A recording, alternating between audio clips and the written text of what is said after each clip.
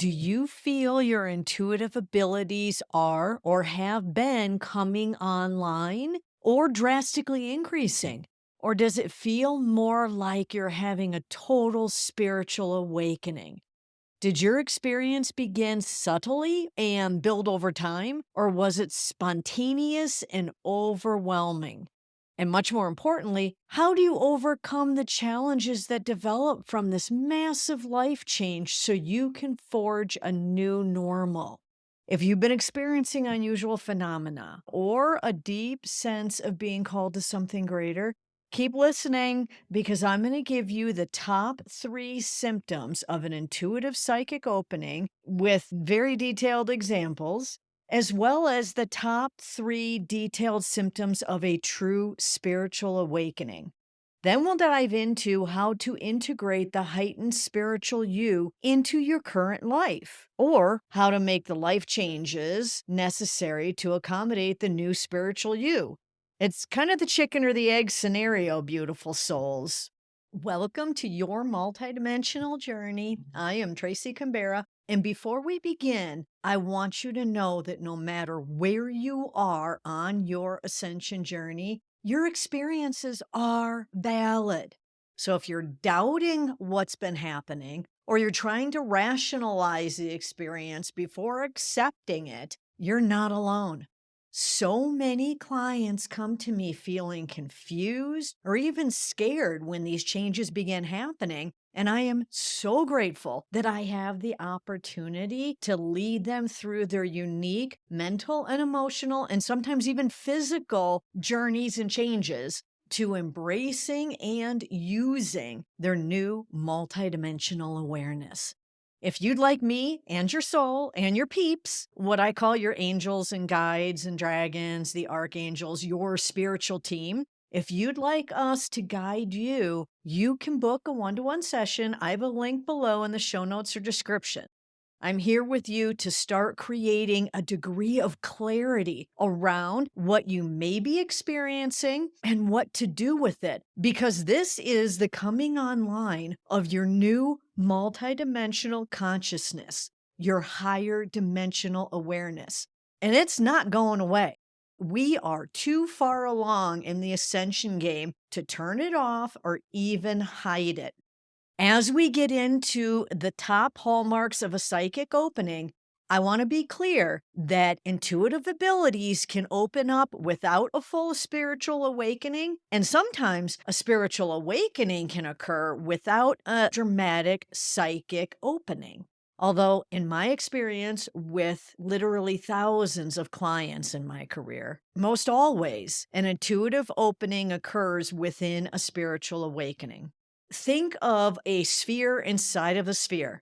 Yep, the universe is made of spheres of energy and matter. Your physical body is in your light body sphere, which is in your soul sphere, which is in the sphere of source energy. In a spiritual awakening, you will most likely find you're experiencing psychic symptoms. The key distinction being that an intuitive opening is primarily about enhanced perception and abilities, while a spiritual awakening is usually a total transformation of consciousness and identity. Let's get started on the top 3 symptoms of an intuitive or psychic opening. Number 1, heightened sensory experiences. Clairvoyance. You could be seeing colors around people or seeing things play out.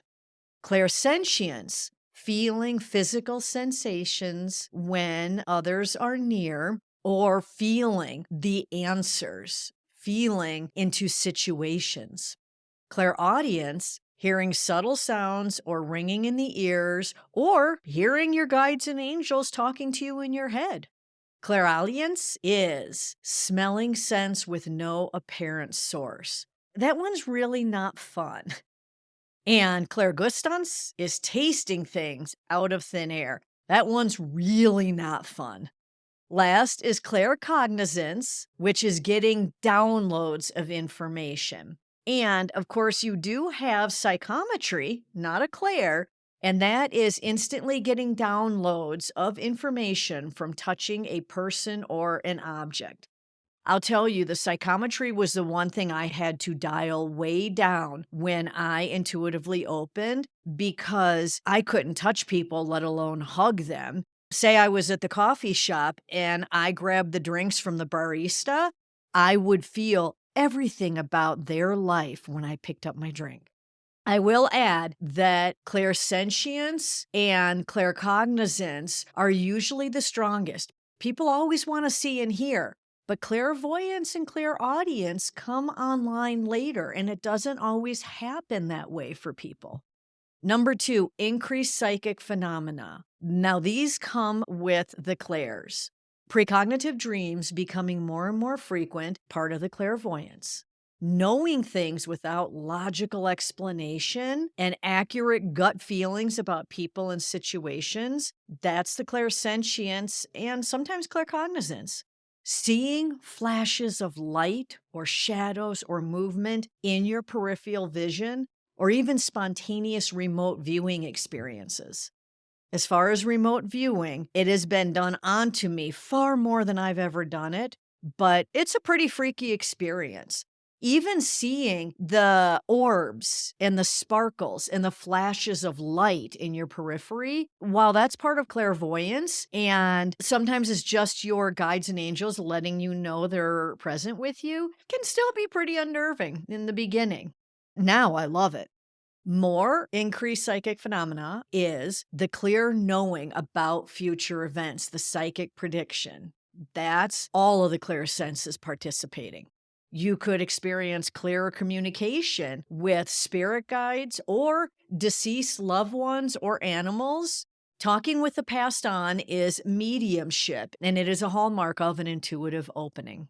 Hearing people's thoughts and or being able to project your thoughts and feelings as well as pictures to them. That's telepathy. And I recently did an episode on telepathy and why it's really becoming apparent this year and in the future. So go listen to that because it's important stuff. Number 3 symptom, the physical manifestations. You could feel tingling in the crown of your head, or pressure in the third eye area, or tingling in your palms, even feeling the energy flowing down your arms, or energy surges throughout your body. You could have sudden temperature changes in your body. I'm telling you, spirit energy can be suddenly very cold. I actually have rechargeable hand warmers. So when I'm doing a lot of spiritual work and I start to get really cold, I just hold on to them. Got them at Amazon for $10 because doing spiritual work can make you really cold. Next is electrical sensitivity, which affects devices. There was a time when I was newly opened that I would blow out each street light as I walked under it on my evening walks with my kids. When neighbors were walking with me, they were completely baffled by what was happening. And I felt really bad, but I wasn't going to explain it because back then I got myself under wraps. Now, the lights would come on again later, but before I could get a real handle on my abilities, yeah, I blew out a lot of street lights. And even now, there are times where my finger just doesn't work on my cell phone. I can't do the fingerprint identification. I can't press buttons. But my favorite is when my kids were little and I taught them to be multidimensional like me. Anytime they had to go to the doctor, the nurse would put that clip on your fingertips and it wouldn't work. And they'd put it back on themselves and it would work fine. And then they put it back on the child. And one time my son was about 5 years old and he was like, "Oh, those don't work on us. We come from a long line of witches because they have ginger hair." And that's what I used to always say in joking. And I'm like, "Oh, honey, please don't say that to people outside of the house."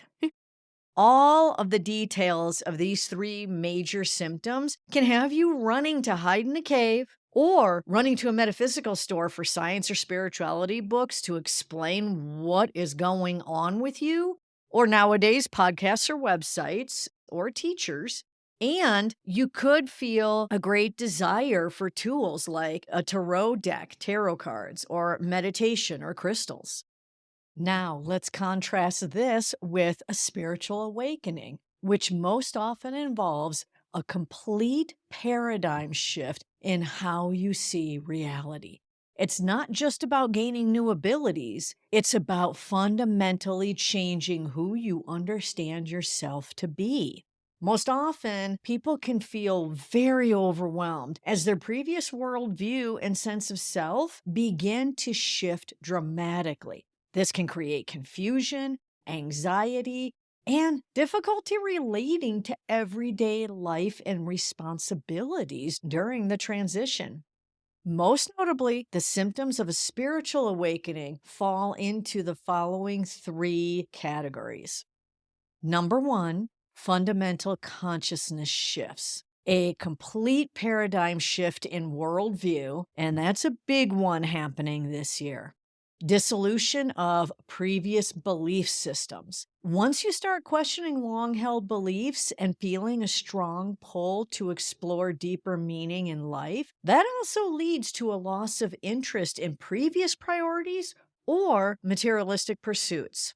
Loss of previous identity structures. As the old belief systems and ways of being fall away, there can be a difficult period of uncertainty before a new sense of self emerges. This void or dark night of the soul phase can be particularly challenging while you're creating a new identity. Humans create multiple identities depending on who we're with. Identity is a big part of being human.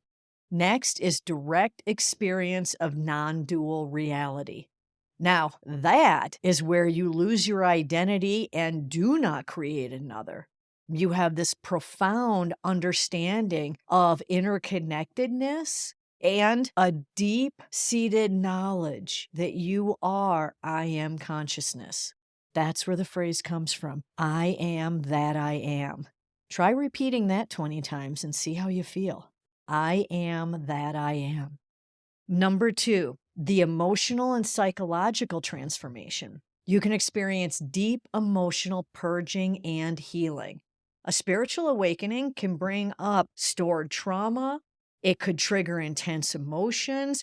They can even manifest as physical symptoms like fatigue, sleep changes, heightened sensitivity. It can be draining to navigate all of the emotions and trauma and patterns coming up and out because they are being released. Next, confronting shadow aspects. That so often occurs during a dark night of the soul, or a dark week, or month, or year for some, unfortunately. But we're just going to go with dark night of the soul. And you know you can have more than one. Then there's the death of ego structures. This also tends to happen either during the dark night of the soul, which is the hard way, or just spontaneously, which is the easy way. Last, a profound sense of inner peace. That is one of the most beautiful symptoms of a spiritual awakening.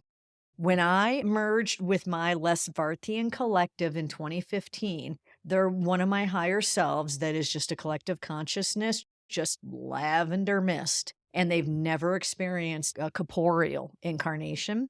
I literally sat in a chair staring out the window at a tree for about 3 days in total bliss, barely eating or drinking anything, as the oneness was so complete.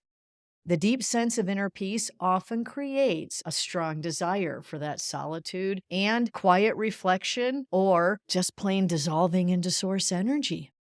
And number three, life altering changes. You can experience radical shifts in your relationships because as you awaken, you will most likely struggle if you attempt to convey your experiences to friends and family who have not gone through something similar. During an intuitive opening, this can lead to feelings of loneliness and disconnection from your existing support systems, and it can dramatically increase fear and overwhelm of the experience as you realize you're going through it alone with no one to turn to.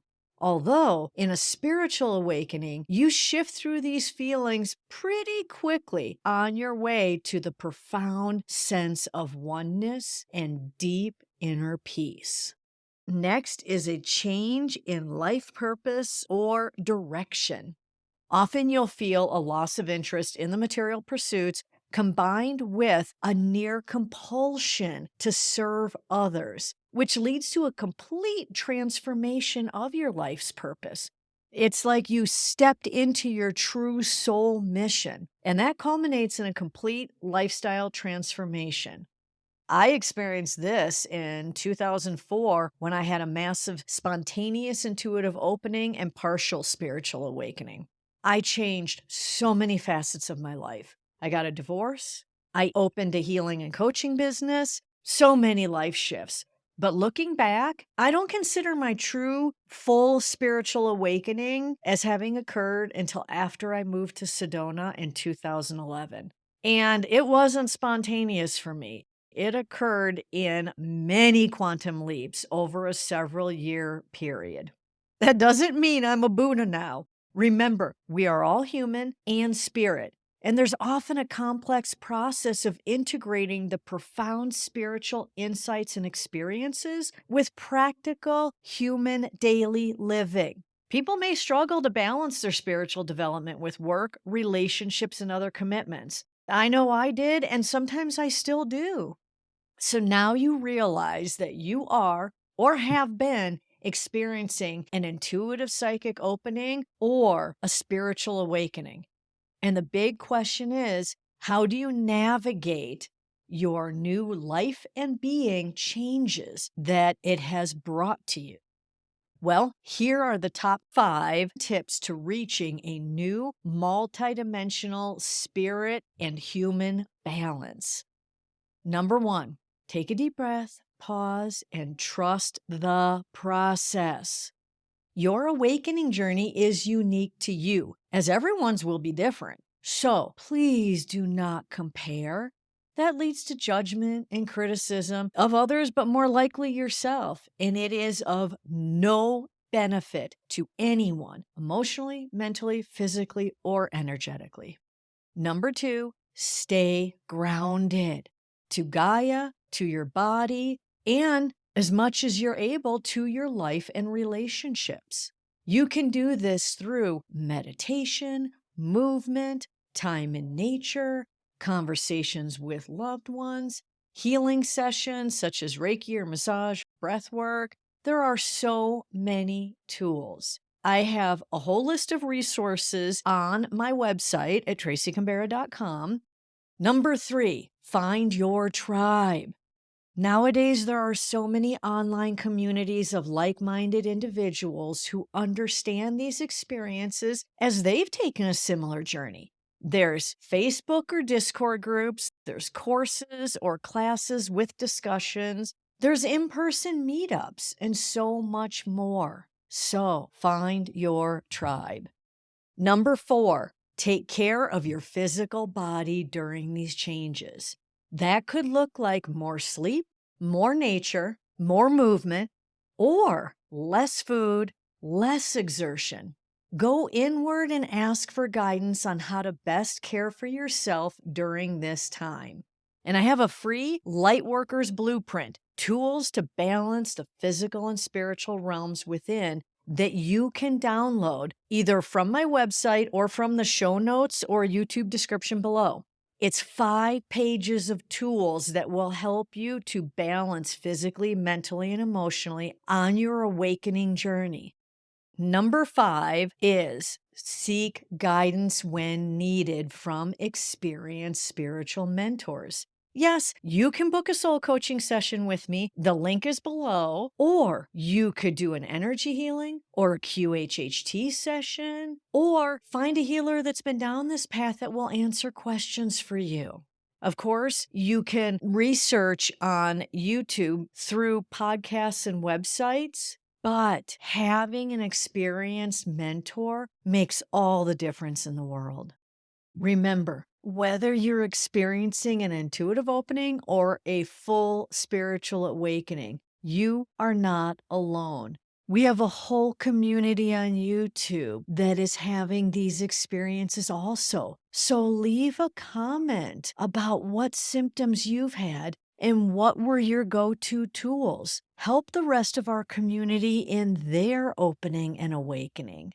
And also remember that each experience is a sacred invitation to know yourself more deeply as you ascend. You are awakening, beautiful soul, to new earth, to 5D, to the true nature of the universe, and the true nature of your multidimensional self. Much love light to you.